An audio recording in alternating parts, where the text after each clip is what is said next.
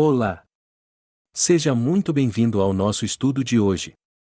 Neste vídeo, vamos explorar Gênesis 5, 26 a 6, 13, uma passagem que nos apresenta o nascimento de Noé, a crescente corrupção da humanidade e a dor de Deus ao ver a violência tomar conta da terra.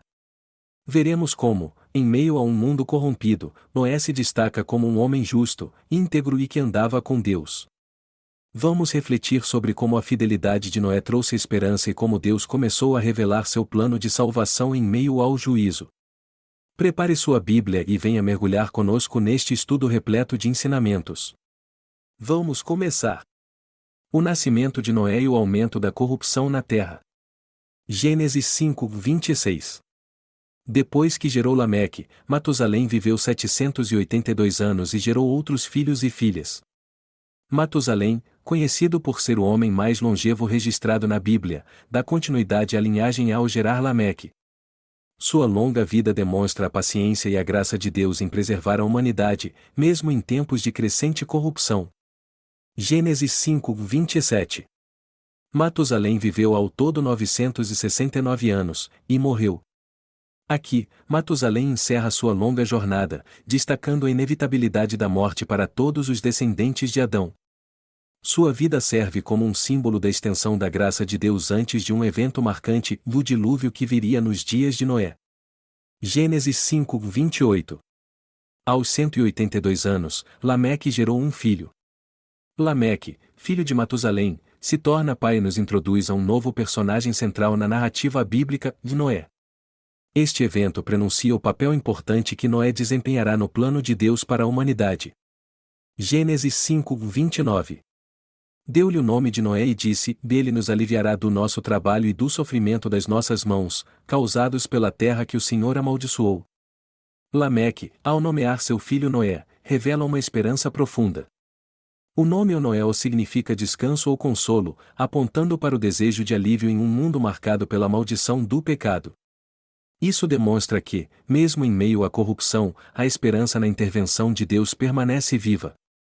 Gênesis 5, 30. Depois que gerou Noé, Lameque viveu 595 anos e gerou outros filhos e filhas. Lameque, como os patriarcas anteriores, cumpre o chamado de Deus ao gerar descendentes. Mesmo em tempos difíceis, a humanidade continua a se multiplicar e cumprir o propósito divino. Neste bloco, vemos a introdução de Noé, um personagem que simboliza esperança e restauração. A longevidade de Matusalém e a expectativa expressa por Lameque ao nomear Noé apontam para o cuidado de Deus em preparar alguém especial para um período crucial na história da humanidade. A mensagem desse trecho nos lembra que, mesmo em um mundo marcado pela maldição do pecado, Deus continua a trabalhar. Ele preserva uma linhagem e planta esperança no coração das pessoas, mostrando que seu plano de redenção segue ativo e firme, apesar da corrupção crescente. A multiplicação da humanidade e o aumento da corrupção. Gênesis 5, 31. Lameque viveu ao todo 777 anos, e morreu. A vida de Lameque, encerrada com a mesma frase recorrente o e morreu, reflete novamente a realidade da mortalidade humana, uma consequência direta do pecado. Mesmo com vidas longas, a morte continua a ser um lembrete constante da fragilidade da humanidade. Gênesis 6, 1. Quando os homens começaram a multiplicar-se na terra e lhes nasceram filhas. A humanidade cresce de forma significativa, cumprindo o mandamento de frutificar e multiplicar-se. No entanto, esse crescimento quantitativo é acompanhado de um afastamento moral e espiritual de Deus. Gênesis 6, 2. Os filhos de Deus viram que as filhas dos homens eram bonitas, e escolheram para si aquelas que lhes agradaram.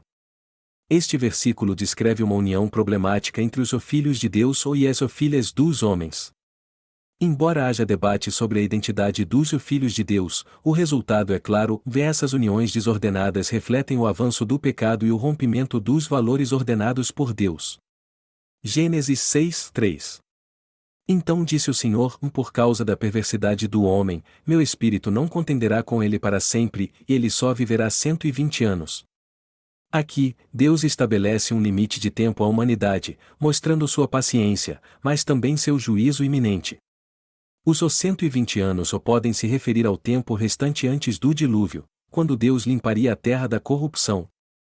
Gênesis 6:4. Naqueles dias havia nefilins na terra, e também posteriormente, quando os filhos de Deus possuíram as filhas dos homens e elas lhes deram filhos. Eles foram os heróis do passado, homens famosos. Os onefilins são descritos como figuras poderosas e influentes, mas sua presença está associada ao aumento do caos e da corrupção. A fama desses homens não é sinônimo de retidão, mas reflete uma época em que o poder e a violência cresciam de forma desenfreada. Neste bloco, vemos que o crescimento da humanidade trouxe não apenas multiplicação, mas também corrupção moral e espiritual. As relações desordenadas, o avanço do pecado e o aumento da violência preparam um cenário para o juízo de Deus. Essa passagem nos ensina que Deus é paciente, mas seu juízo é certo. Quando a humanidade se afasta de Deus e abraça o pecado, Ele intervém para corrigir e restaurar a ordem. Ao mesmo tempo, vemos sinais da graça divina ao estabelecer limites e dar tempo para o arrependimento. A decadência da humanidade e o coração de Deus. Gênesis 6:5.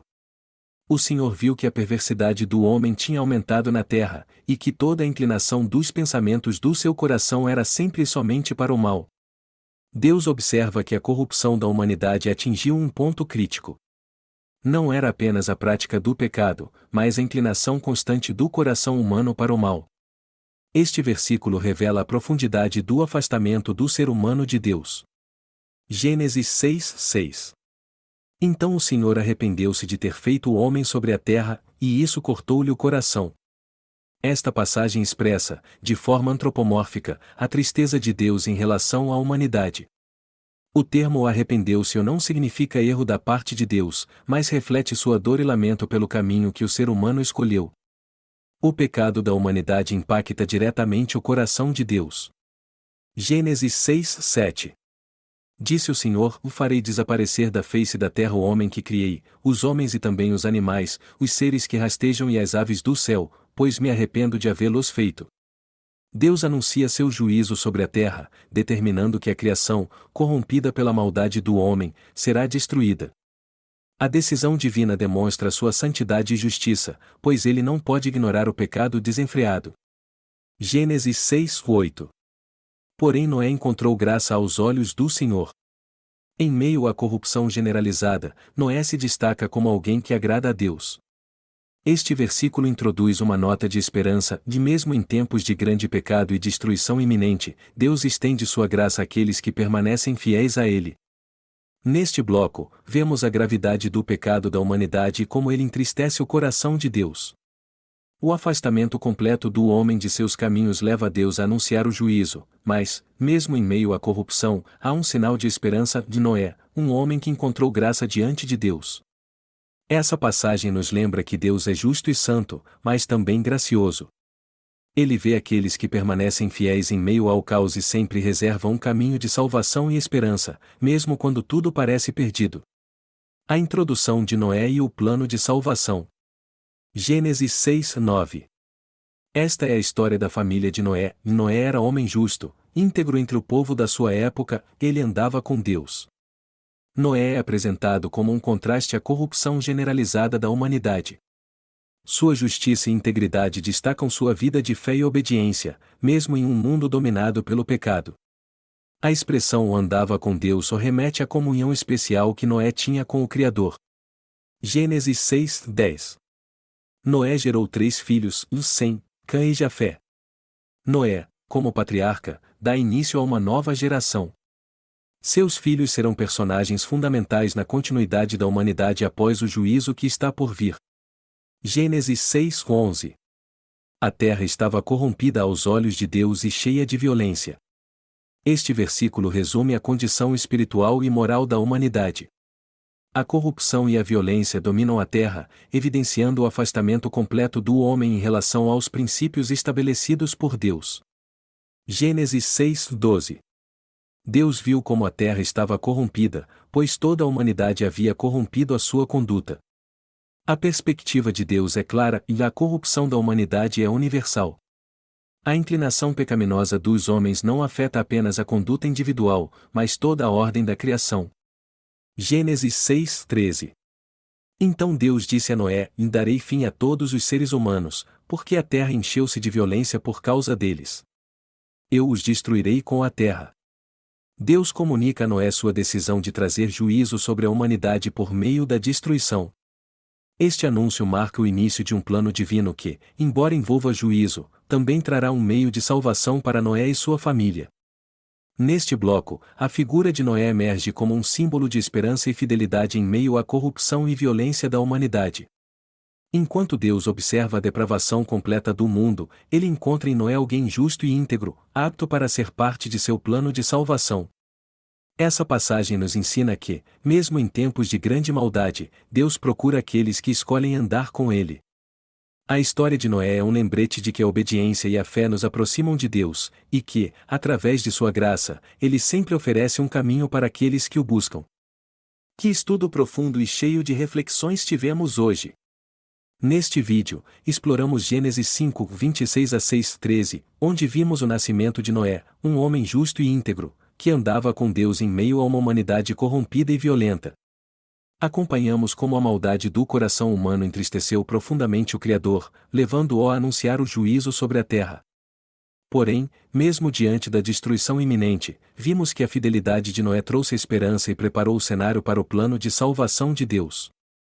Sua história nos ensina que, em meio ao caos, é possível escolher andar com Deus e encontrar graça aos seus olhos. Se este estudo falou ao seu coração, não se esqueça de curtir, compartilhar e se inscrever no canal para acompanhar mais reflexões sobre a Palavra de Deus.